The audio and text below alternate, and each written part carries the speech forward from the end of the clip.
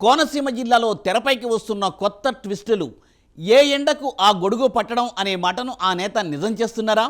రాజకీయాల్లో శాశ్వత శత్రువులు, శాశ్వత మిత్రులు ఉండరనే మాటని ఆదర్శంగా తీసుకుంటున్నారా? ఎట్టి పరిస్థితుల్లోనూ వైసీపీలో కొనసాగబోనని అంటున్న ఆ మాజీ ఎమ్మెల్యే కూటమిలో చేరిక కోసం విశ్వప్రయత్నాలను చేస్తున్నారా? ఆ నాయకుడి ఎంట్రీకి నేతలు ఓకే చెప్పినా కార్యకర్తలు నో నో అంటున్నారా? అసలు ఎవరు ఆ నాయకుడు? ఆ స్టోరీ ఏంటో ఇప్పుడు చూద్దాం.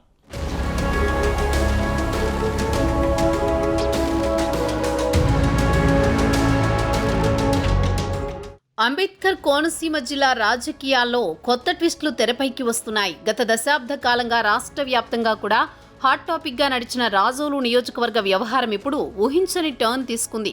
ఏ ఎండకా గొడుగు పట్టడం అనే మాటను నాయకులు నిజం చేసి చూపిస్తున్నారు. రాజకీయాల్లో శాశ్వత శత్రువులు, శాశ్వత మిత్రులు ఉండరనే లెక్కకు జస్టిఫై చేసేస్తున్నారు. ఎన్నికల ముందే కాకుండా మళ్లీ మరోసారి కోనసీమలో వలసల వ్యవహారం హాట్ టాపిక్ గా మారుతోంది. వైసీపీకి టాటా బై బై అనేశారు మాజీ ఎమ్మెల్యే రాపాక వరప్రసాద్.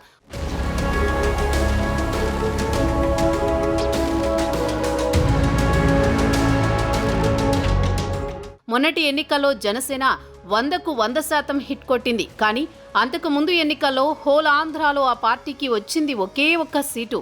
ఒకే ఒక్కడుగా అసెంబ్లీలో అడుగుపెట్టిన రాపాక వరప్రసాద్ అప్పట్లో తనకంటూ క్రేజ్ తెచ్చుకున్నారు. ఆ తర్వాత రాను రాను పార్టీకి దూరమైన రాపాక వైసీపీ ప్రభుత్వానికి దగ్గరవుతూ వచ్చారు. సొంత పార్టీకి హ్యాండ్ ఇచ్చి వైసీపీ పంచకు చేరిపోవడంతో అక్కడి జన సైనికులు రగిలిపోయారు. రాపాకను ఓడించి తీరుతామని శపథం చేసి మరీ గత ఎన్నికల్లో జనసేన అభ్యర్థికి ఘన విజయం కట్టబెట్టారు.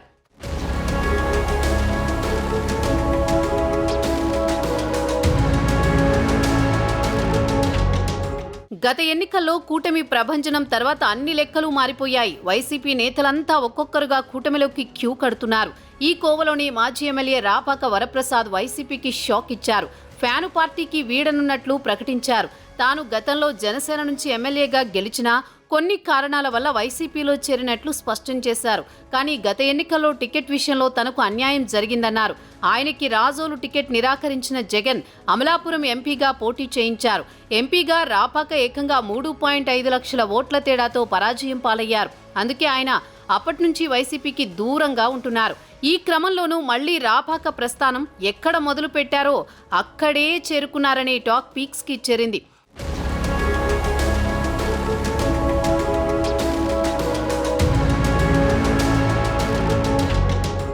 ఇక ఇప్పుడు గాజు గ్లాసే శరణ్యమంటూ రాపాక సొంత గూటికి చేరతారా, లేక సైకిల్ ఎక్కేస్తారా, లేదంటే అటూ ఇటూ కాకపోతే కమలానికి దగ్గరయ్యేలా ఏదైనా స్కెచ్ చేస్తారా అని రాజోలు రాజకీయంలో గుసగుసలు గుప్పుమంటున్నాయి. ఇటీవల జనసేన మీటింగుల్లో వరుసగా ప్రత్యక్షమవుతున్నారు రాపాక వరప్రసాద్. జనసేన ఎమ్మెల్యే దేవవరప్రసాద్ను కలిశారు. అయితే పెండింగ్ పనులను పూర్తి చేయాలని, ఆ వివరాలను అందించేందుకే ఎమ్మెల్యేను కలిశానని వివరణ ఇచ్చారు మాజీ ఎమ్మెల్యే రాపాక. కానీ మాటి మాటికి జనసేన మీటింగుల్లో రాపాక కనిపించడానికి కారణమేంటా అని జోరుగా చర్చ జరుగుతోంది.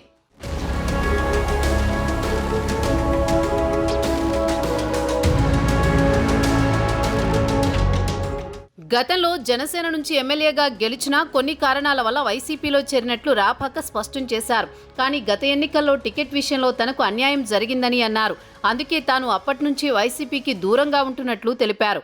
రాజోలులో ఎంతో కష్టపడి పనిచేసినా తనకు ఎమ్మెల్యే టికెట్ ఇవ్వలేదని, ఎంపీ టికెట్ ఇచ్చారని తెలిపారు. ఎంపీగా పోటీ చేయడం తనకు ఇష్టం లేదని, కానీ పార్టీ పెద్దల మాటతో ఎంపీగా బరిలో దిగానని వివరించారు.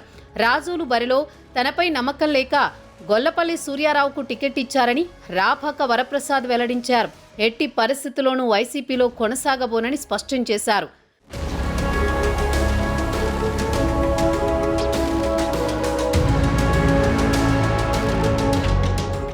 జనసేనలో చేరడానికి రాపాక సిద్ధంగా ఉన్నా కూడా పార్టీ వైపు నుంచి మాత్రం పిలుపు ఇంకా రానట్లుగా గుసగుసలు వినిపిస్తున్నాయి. పట్టువదలని వరప్రసాద్ అనేలా ఎమ్మెల్యే దేవి వరప్రసాద్ సాయంతో మళ్లీ గాజు గ్లాసునే పట్టుకుంటారా అన్నది ప్రెజెంట్ సస్పెన్స్ గా మారింది. మరోవైపు జనసేనలో గెలిచిన జగన్ పంచన చేరిన రాపాకకు జనసేనాని మళ్లీ ఛాన్స్ ఇస్తారా అనే అనుమానాలు రేకెత్తుతున్నాయి. అలానే రాపాక వరప్రసాద్ టీడీపీ గూటికి చేరతారని కూడా గుసగుసలు వినిపిస్తున్నాయి.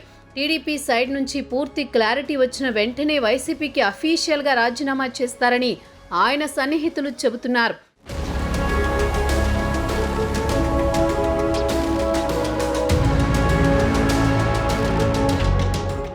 మొత్తానికి అటు జనసేన ఇటు టీడీపీ ఏ గట్టున చేరినా సరే ఉండేది కూటమి జట్టులోనే కదా అని రాపాక వ్యూహాలు రచిస్తున్నారని పొలిటికల్ వర్గాల్లో చర్చించుకుంటున్నారు. మరి వరప్రసాద్ ప్లాన్ సక్సెస్ అయ్యి కూటమిలోకి ఎంట్రీ ఇస్తారా? ఇన్ని ప్రయత్నాలు చేసినా మళ్ళీ కలవరమే మిగులుతుందా?